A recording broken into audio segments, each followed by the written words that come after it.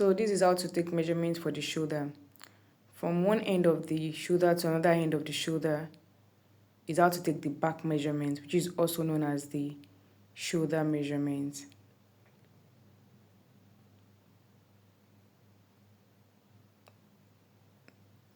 That's for the shoulder measurement. The next measurement I'll be showing you how to take is how to take the bust measurement. This is how to take the bust measurement. The fullest part of the bust is where the taper will be placed, not above, not below, at the fullest part of the bust. Another thing you make sure of is that it is well placed at the back also. The taper has to be placed rightly where the bust is at the back, not down, up, just the way it is in this video. And just one of your fingers should be inside the taper. You should be able to move it freely above the bust and below the bust to avoid it from compressing the breast after sewing.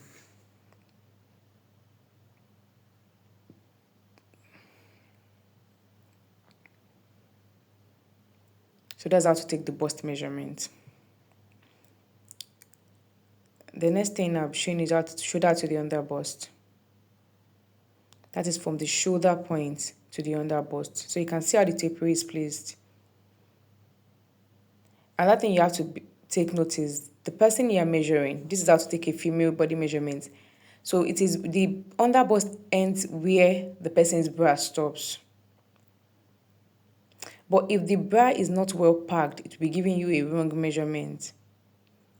Take note that you cannot measure somebody that is not wearing a bra or somebody that is naked. You will get a wrong measurement. So even if the person's bra is not well placed, if the person's bra is loosely worn, you have to help the person to adjust or tell the person to adjust the bra so that you can get an accurate measurement.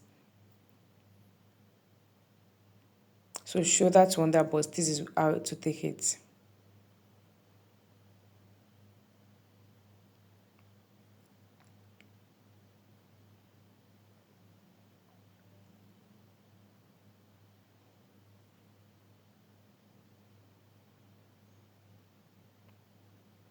At that point where the bra stops is where you take your round under bust also.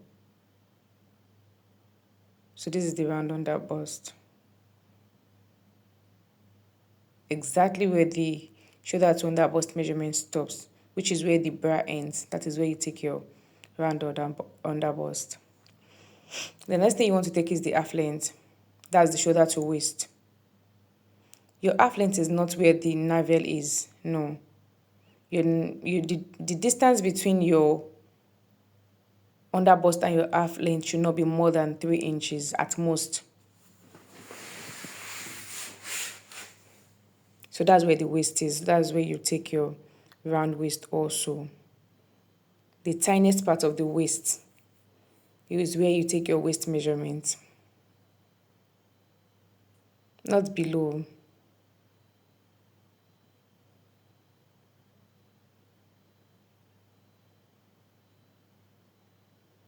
So the tiniest part of the waist is where you take your waist measurement.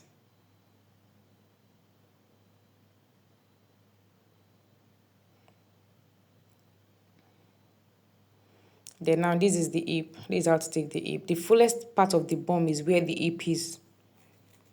So you take your tape around the person's hip, making sure it is also well placed at the back. You cannot turn your customer this way. I'm only turning this so that you can see. This is for teaching purpose. But while in front, you have to make sure that your taper is well placed at the back.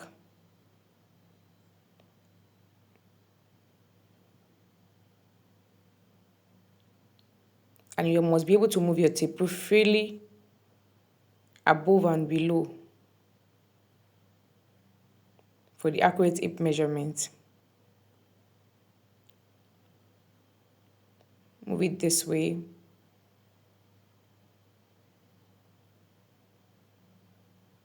If it's tight and you're not able to move it, you're losing it a bit in front.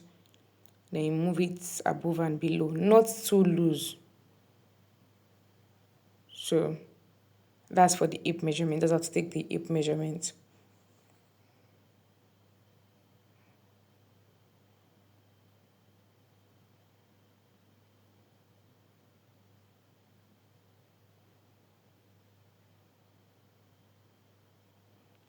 Then I'll be taking the blouse length. Your blouse length depends on the style you are making. If it's a long blouse or a short blouse.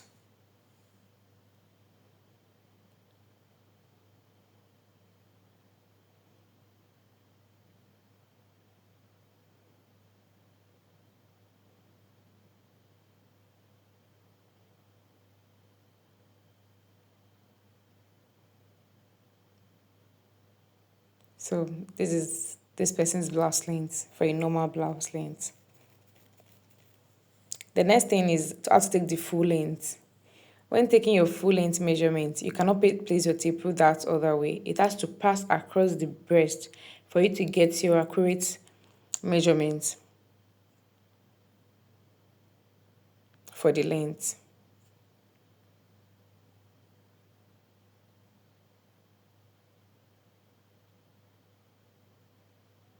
So you take the tape rule over the boobs and take it down, making sure that it does not slip away from over the breast that it was placed. Not this way. You'll be getting the wrong measurements that way. It has to be this way for you to get your full length, correct full length measurement. Then this is how to take the round sleeve.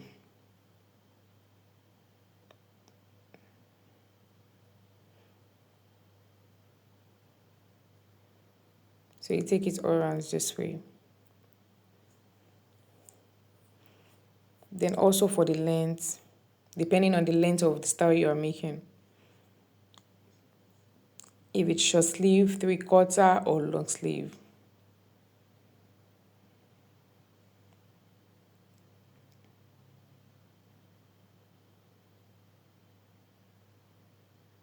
That's for the sleeve. The next thing I'm showing us now is how to take for trouser.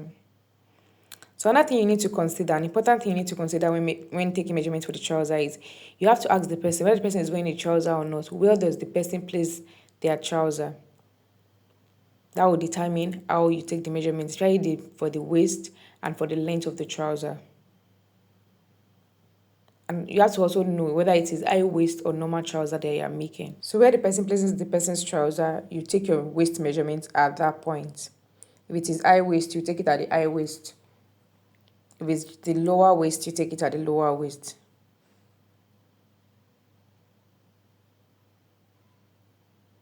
So this is the person's waist, where the person places their trouser. You take the waist measurement at that point.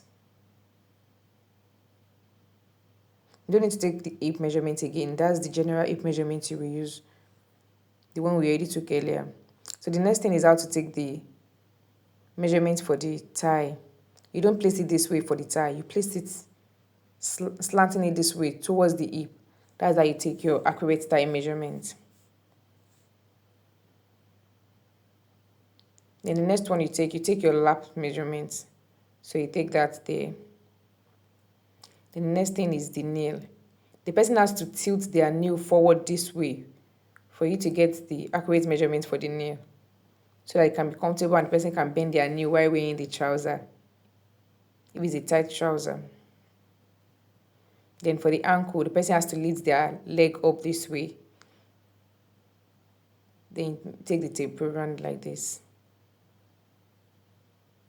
So that's it. That's how to take a female body measurement.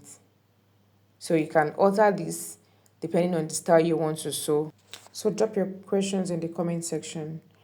Don't forget to like, subscribe, and comment. Bye.